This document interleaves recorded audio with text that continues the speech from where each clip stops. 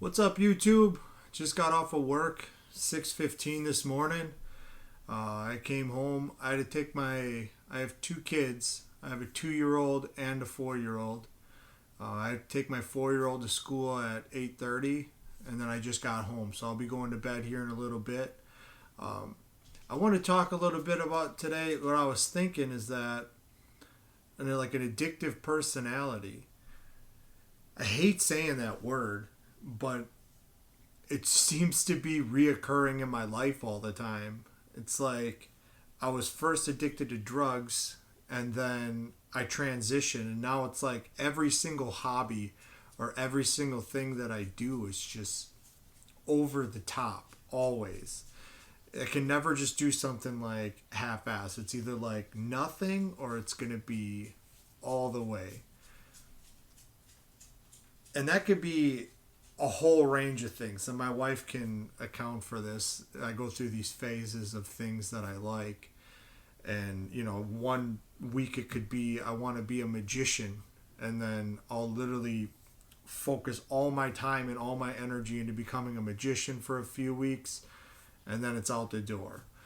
I think I ended up buying like a bunch of pack of cards. I was just doing research hours a day and practicing until I realized that this just probably isn't going to work out. And I transitioned that to yo-yos, and then I was like buying all these expensive yo-yos because I thought I was going to be some professional yo-yoer. Like this shit, like I got an RC cars, and I'm like buying the best of the best and building them, and I'm going to race them and become a national champion.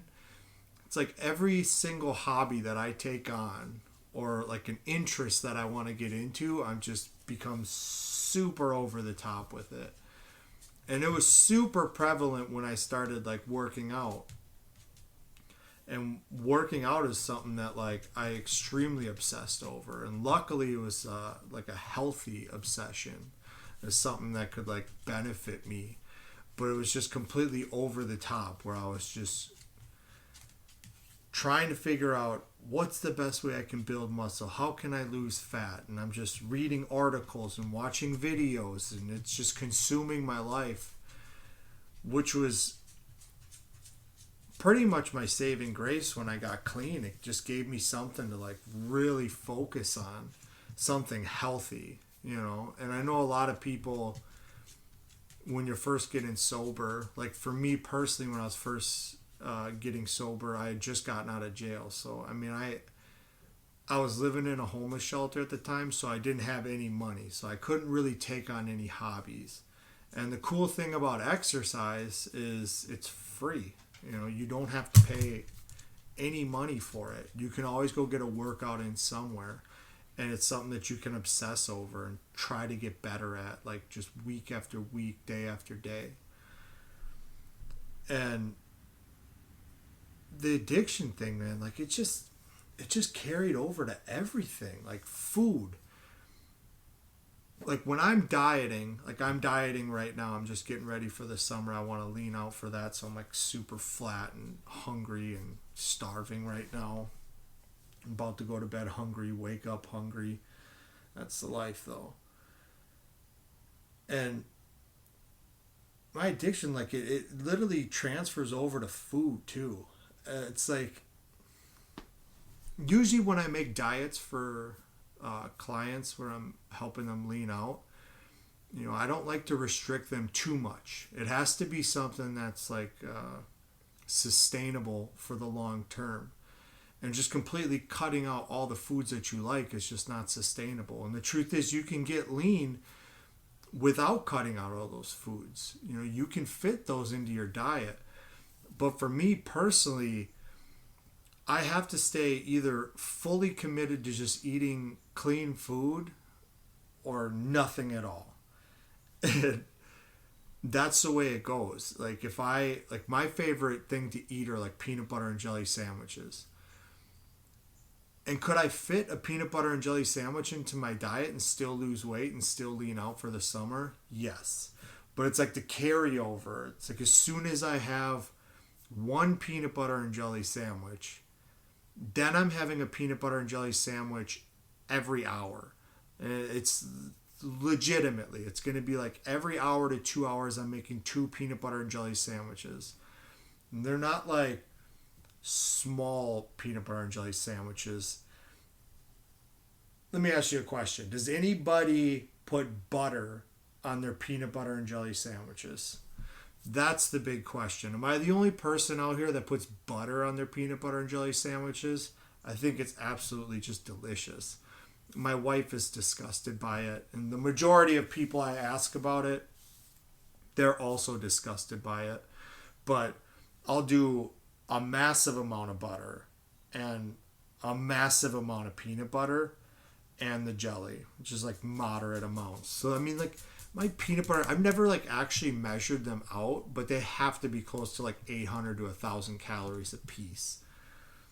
And it's like, once I get that taste of like a food I like, or, you know, I have like a candy bar or something, it's like I have to like just keep running with it, and I just keep going with it.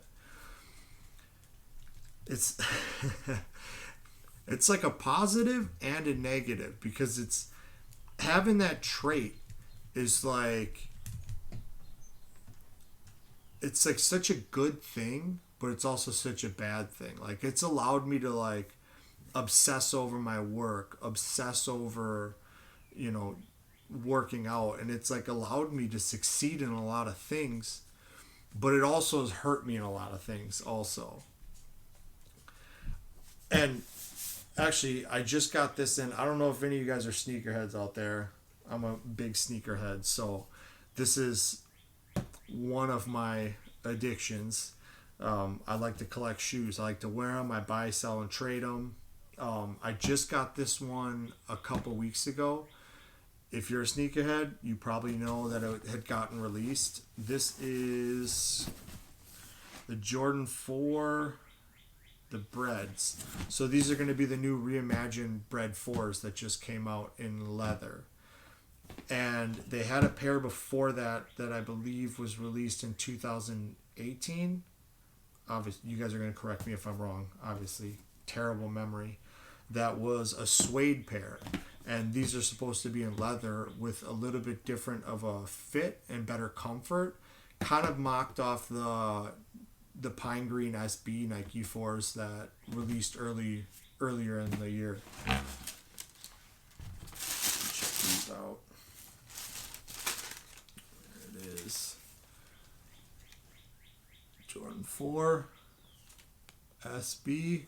One of the most iconic colorways and iconic silhouettes you can buy with the Nike Air. Man, these are great. I'm super curious how they're going to fit too, because normal, like, I'm a size 13, and normally in like Jordan 4s, sometimes I got to go a size up because they're so tight on my foot. Like, literally, like, Jordan 4s are like the shittiest fitting shoes possible. Like, I love them, but I just literally cannot wear them. And I'm like super excited to try this, because these are supposed to be a lot more comfortable than like the usual Jordan 4s, which are supposed to be, which in my opinion are pinky toe killers. And I think a lot of people can agree on that. But these are great. This is definitely a double up for me, guys. These ones I'm keeping. I don't know if you guys do them. Maybe you guys aren't into sneakers, but if you're not, it's a serious hustle. Like, a lot of these like raffles for like shoes that are released. So like this shoe right here retailed for $220. And right now these are reselling in my size 13, at about $300. So some of these shoes that are released, you can get them and then resell them and make money on them when you do that by going into raffles. So like this one, you go on the Sneakers app, which is Nike's app for shoes that are being released. And at 9 a.m., usually on the date, 9 a.m. my time, you'll be able to enter a raffle. You have 10 minutes to enter the raffle, and if you win the raffle, you're able to win the shoe. And you don't win all the time, but if you don't win, it costs you nothing. If you win and you know it's a shoe that's going to go up in value, why not try? Why not try to make a few bucks? I mean, that's what I do. I'll try to make a few bucks on the side, get some shoes, sell them just so I can buy myself a personal pair. I had the 2018s in suede, and I just completely wrecked them. Like, I had those for a couple of years, and I just destroyed them. It was one of my favorite shoes, even though it was like the most uncomfortable pair that I own. So I'm super excited to have these. But perfect example. Like, I can't just buy like a couple pairs of shoes. I have to I got to get all the OG colorways, and I got to get all the silhouettes or all the colorways of the silhouettes that I like, and I have to just do all the research on them, find out where all the raffles are, find out, what stores are releasing them, find out what's their value, what do they think they're going to go up to, like, what did the old pair do? So like the 2018 pairs, when those dropped, I think they were reselling for around $300 back in 2018. You want to get a pair of these in the suede, the 2018s, they're in my size, they're going $600-700 now. So it could have been a long hold for me if I wanted to hold it like that long and resell it, but it's not always a guarantee that they're going to go up in value. Guys, what is your addiction? Past drug addiction or past being an alcoholic. I'm curious. I'm super curious. You guys have any weird ones? I cannot be the only person that was addicted to drugs and now obsesses over anything that I get my hands in. And I didn't even mention, I even had the problem gambling. I don't even gamble anymore just because I just get addicted to that. Where I'm just it's addicted to the rush. It's I'm addicted to the rush of getting a new shoe in or winning a raffle or, guys, if you got any weird addictions, past your drug addictions, man, post them in the comments. I want to hear them. I cannot be the only one out there. I'm going to be going to bed here in a couple minutes. Today is shoulder day. So when I wake up, I'll go to bed. I'll wake up around 2 o'clock this afternoon, and I'll have my shake in the morning, and I'll go to the gym, work out.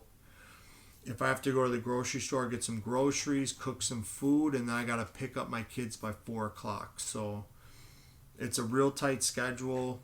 Not a lot of time for sleep, but it allows me to do the things that I want to do. So right now I'm leaning out. I'm doing a modified carnivore diet. I'm going to post another video here in probably about a day or so talking about the diet that I'm doing right now to lean out. I'm just kind of playing around with it. If I'm making somebody a diet plan, I usually don't give them any weird fads. Carnivore is kind of like a fad. It's based off of just eating food that came from an animal. So it's kind of like a keto, sort of, but it's high protein. Keto is kind of like a lower protein. But I'm doing a little bit modified. So I know when I give you guys an update on what I'm doing for my diet, you're going to be like, that's not carnivore. It's I'm fucking modifying it. Okay? Relax. It's going to be okay. I'm doing protein shakes, and I am doing honey. So I am adding honey because anybody that weight lifts that's done a zero carbohydrate diet knows that it's just not fun to go lift with no carbs in you. If you want to see results fast of fat loss, be my guest. But two problems to that: your lifts are gonna be terrible. You're not going to be able to get a pump. Your strength is going to be down. And the most important factor to that is, that it's not sustainable. You don't ever want to do a diet that you can't sustain for the long term. So which means you don't want to crash diet and just do no carbs and just lean out in 6 weeks and then not be able to reverse out of it. On the flip side of that, I do that, but I have I have the ability to reverse out. Like my discipline is good enough that I can reverse out of that and slowly start to add carbs in. The majority of people, like once they hit a goal or like a weight goal, and they go completely off their diet, they're just completely off the rails then. And then that's when you like put on like 40 pounds in like 4 weeks. So I'll give you guys an update on my diet, and then I'll give you guys kind of like an update on like my workouts. If there's anything you guys want to know, you want me to go through like my workouts, what I do. I do cardiovascular stuff either usually like about this time or right before or after my workout. But I'll be doing it after my workout when I wake up. So you want to know anything about that? You guys want to see more shoes? Drop down in the comments. Let me know. Otherwise, have a great day. I'm going to bed. Love you guys.